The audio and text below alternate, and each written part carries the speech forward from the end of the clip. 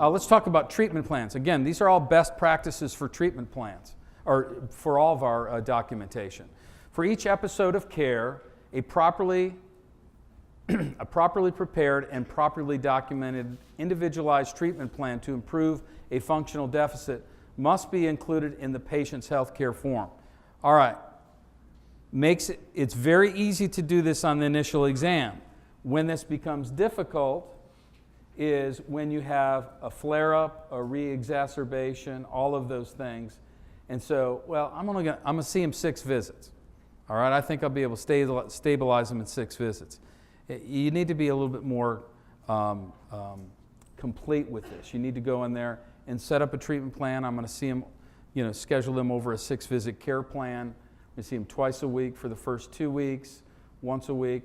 We're going to do a re-exam, what therapies you're doing, where, when, and why. All of that stuff needs to be set up for that patient. This is the great thing. Patient's been a maintenance patient for the last 2 years. They have a new injury, a flare-up of a chronic condition. We get to put them back on insurance, right? We get to bill those E&M codes, therapy codes, CMT codes, X-ray codes if necessary. You get to bill all of those services again for that patient, and that's okay. So again, I don't care if they need 5 visits or 20 visits.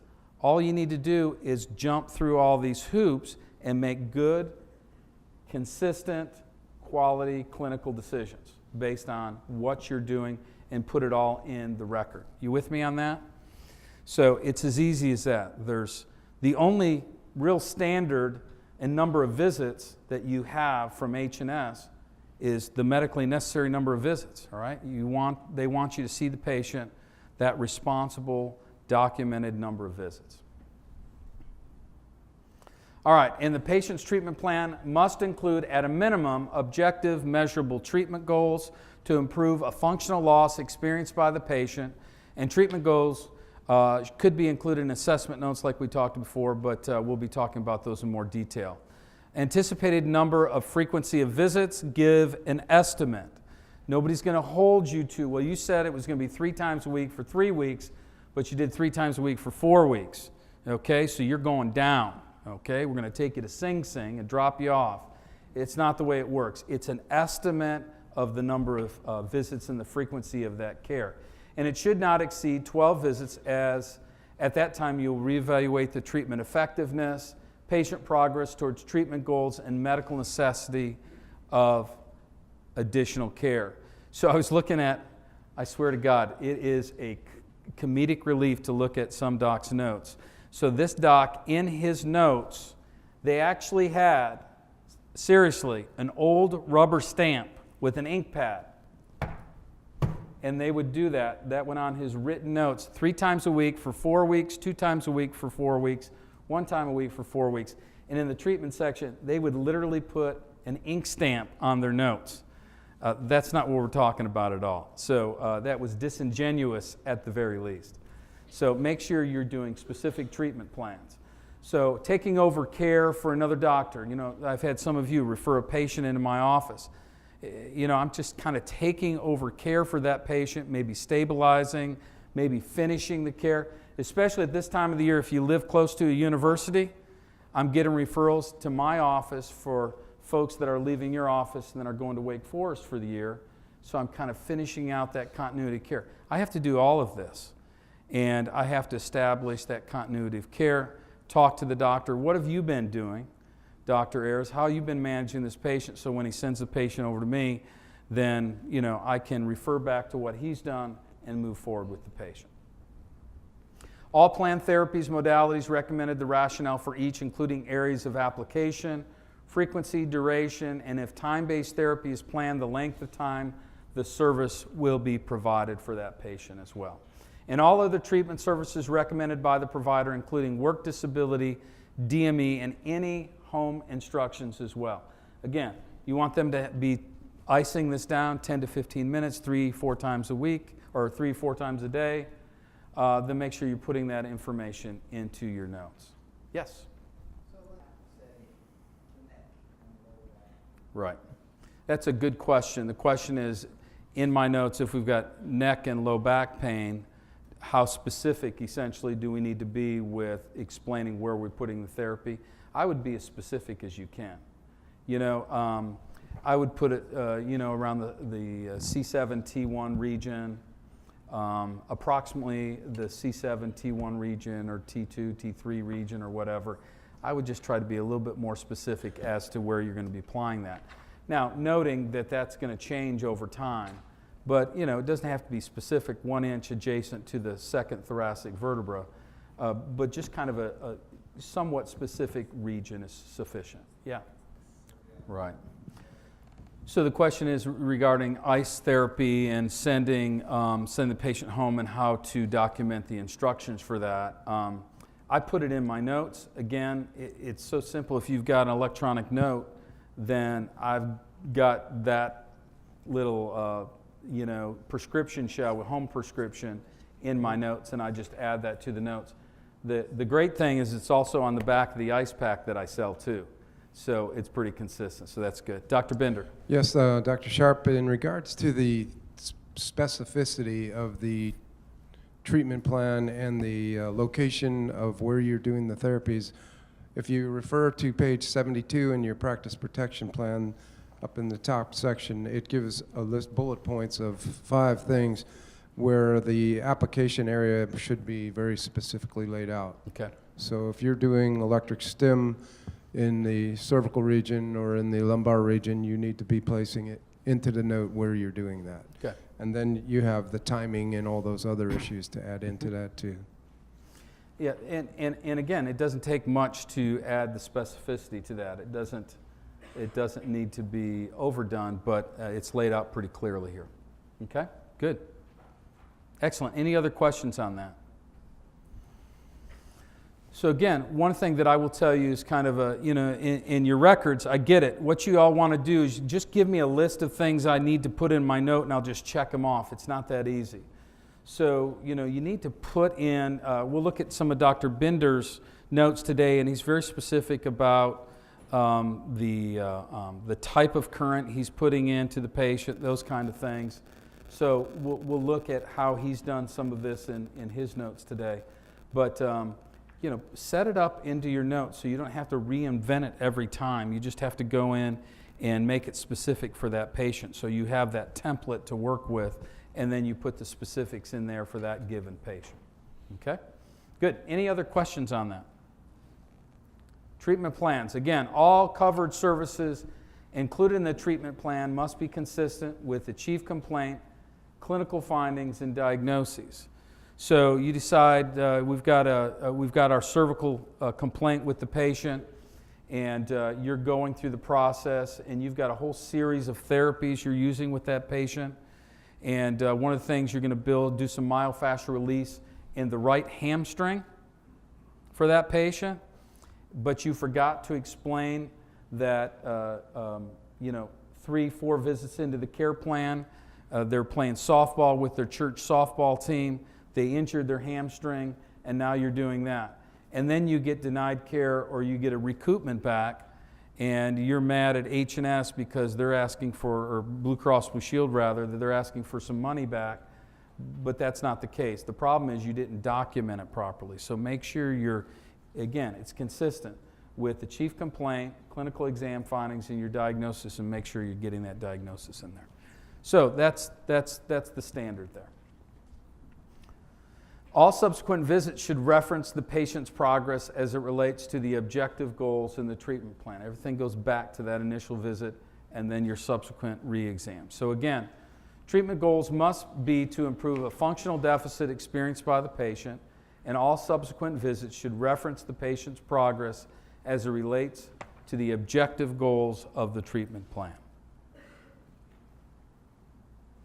Changes or alterations to the course of treatment that differ from the initial treatment plan must be clearly documented and must include rationales. So what happens? You get the patient in, they're 6 visits into their care, they start feeling a little bit better, so what do?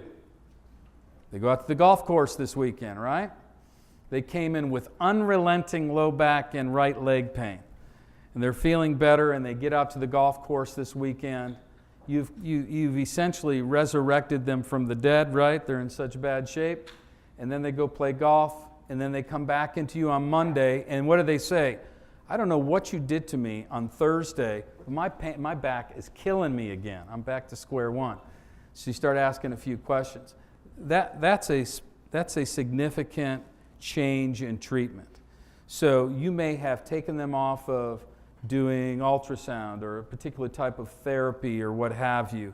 You now have to put them back up. Maybe you're going to change them to 2 times a week that following week, but now you're going to have to see them, every day that week or something, whatever it might be. You just need to update your treatment plan, explain why you're seeing the patient, why you've changed the treatment. You just need to put that explanation. If there is a change to the working diagnosis or diagnoses, the provider must modify the treatment plan, treatment goals, and or prepare a new treatment plan with new treatment goals. All right? So this is a treatment plan, and again, this form is on the H&S website in a Word format. You can customize it to your office, put your office name, those kind of things. You could put Sharp Chiropractic Treatment Plan up the top, whatever you wanted to do. But anyways, this goes through it and asks all the right questions. So as you go through this, and again, with all these forms, I would suggest if you have an EHR that you sit down with these forms and walk through any templates that you have in your system, so you make sure you're asking all these questions, or you can put this in a organized fashion in your note.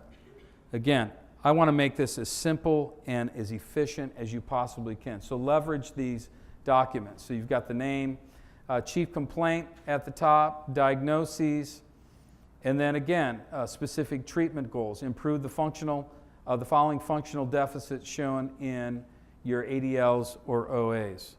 All right? So what are some of those functional goals? For some people, it could be they play golf 2 to 3 times a week. They've not been able to play golf. So one of their functional goals is to get them back out on the golf course. For some people, it may be to get dressed and tie their shoes. So there are a lot of different functional daily activities that you could add into this. Being able to pick up my child out of the crib, because that's an important thing for that particular patient. Those are the things you want to be able to put in there. Increase or improve spinal joint range of motion as indicated. Reduce level of impairment due to current symptoms. So they're a 9 out of a 10. You want to get them to what? Maybe a 5 out of 10 within 10 visits or 12 visits, whatever that might be. Let me stop there for a second. All right, so again, very easy to go through and answer these questions, but let's talk realistically about what's happening in your office on Monday. You're making these decisions different from patient to patient. So you've got the patient that comes in, he's 65 years old, he's got history of stenosis in his low back, and today he's in your office in an 8 out of 10 pain in his low back with leg pain down to the big toe. This is not a very good case. Well, I shouldn't say it's not a good case. This is not an easy case, right? It's not an easy case. So when you start looking at that, the complexity of that patient, to me, is demonstrated by how you set your objective goals and your functional goals and your pain goals as well for that patient, as well as your diagnoses. With that patient, I could easily have 12 diagnoses for that patient just with the little bit of history that I've given you for that patient. So make sure you're taking into account. So when you're putting your treatment plan together, let alone your diagnoses, make sure you're making good, reasonable goals for that particular patient. So increase spinal and joint strength, reducing swelling, spasms, and pain. Treatment period and frequency of visits. What is that going to be? You may, with this patient, have to see them that first week every single day. You may see them 4 or 5 days a week. I don't know. You tell me. It's your patient. Maybe 3 times a week. You only may be able to see them twice a week because they are in so much pain. They're so unstable. You'll make those clinical decisions, but just put that down in the treatment plan. So the the treatment period and frequency of visits, and you can see that when it begins, the number of visits per week, the frequency of those, and the estimated date of reexamination. Again, these are all estimates. Nobody's going to hold you to, you've got them 3 weeks from today on a Monday, and they don't come in on Monday, they come in on Tuesday. That's not a big deal. And then the CMT codes must be supported by the chief complaint. Now, we understand why a lot of us like to adjust patients in a full spine manner, but again, it needs to be able, you need to be able to go back to the chief complaint and your diagnosis and establishing why you're billing a specific level of CMT that you're providing for that patient. Extra spinal would be the same. Then it goes down into the modalities.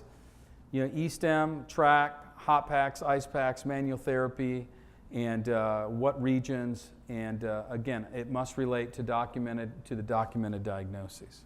All right, pretty simple. And then disability as well. Patient restrictions are there. Very important.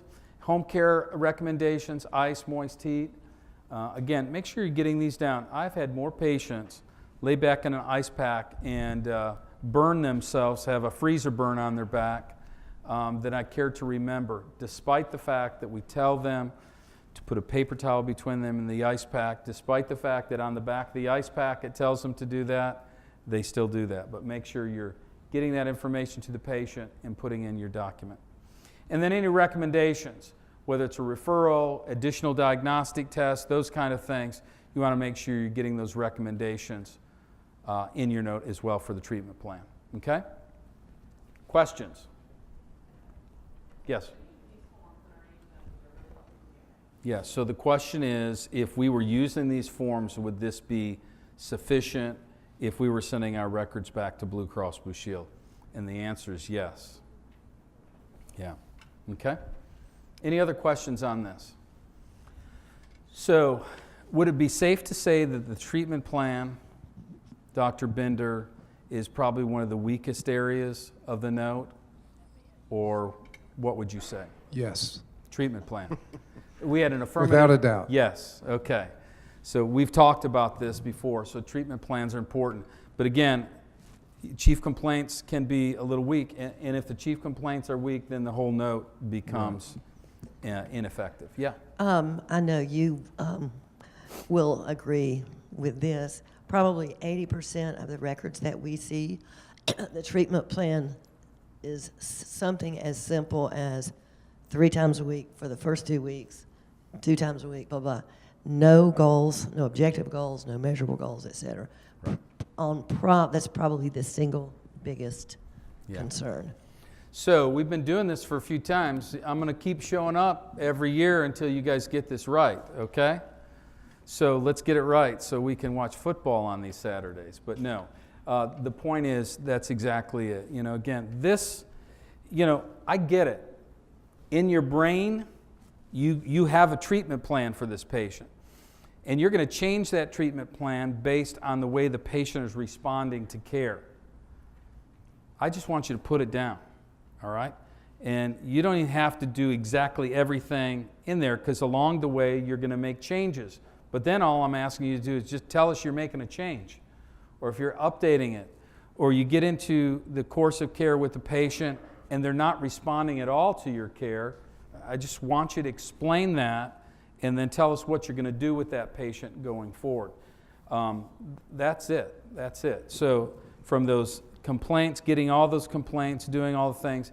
But this treatment plan is very, very important. Yes, Dr. One thing I would add is, and Dr. Sharp's being very accurate here, but when you're explaining the changes, explain it in a way that a 5-year-old would understand it, or a medical director from an insurance company, okay? Because they look at things through a different lens than we do. They don't understand the holistic approach that you might be thinking of in your head, and if you don't put it down properly or clearly enough, they won't grasp the importance of it. So just take a moment to make it clear if you're making a change in anything that you're doing or trying to relate different areas of the body to your treatment plans.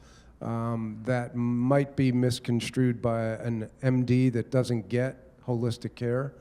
Okay, so that we've run into that quite often. So again, that happens in the treatment plan and the tying the chief complaint to the whole process of treatment.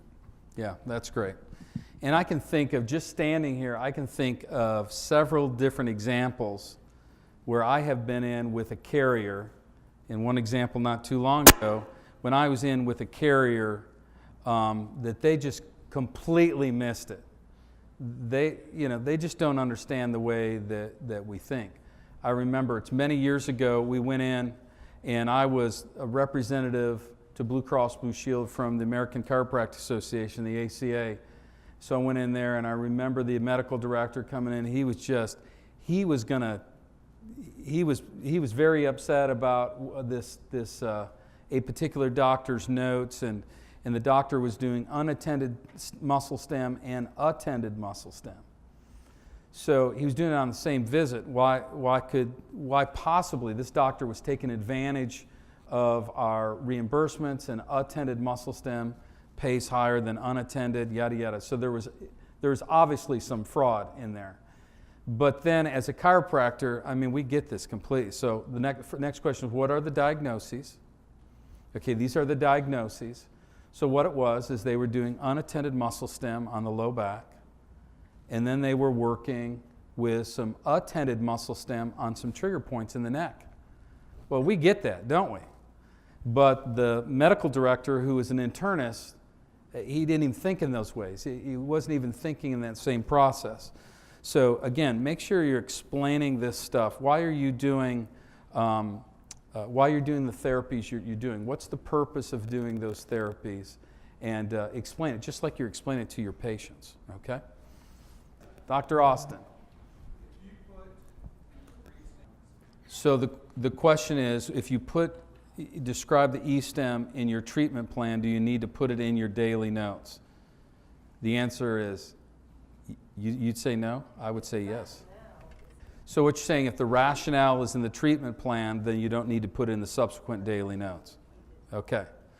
So that's what she's saying is, as long as you put all the rationale, the big version, the explanation of that, then you don't need to reproduce that in each subsequent note. Okay? I probably would have answered yes, but that's fine. I would add that most of the EHRs, when you salt a note over from one visit to the next, that portion of the record is going to salt in anyway, which is really no extra work. Right. Yeah. But if you're doing paper notes or your EHR doesn't work like that, then that's how I would do it, because you're creating an original note.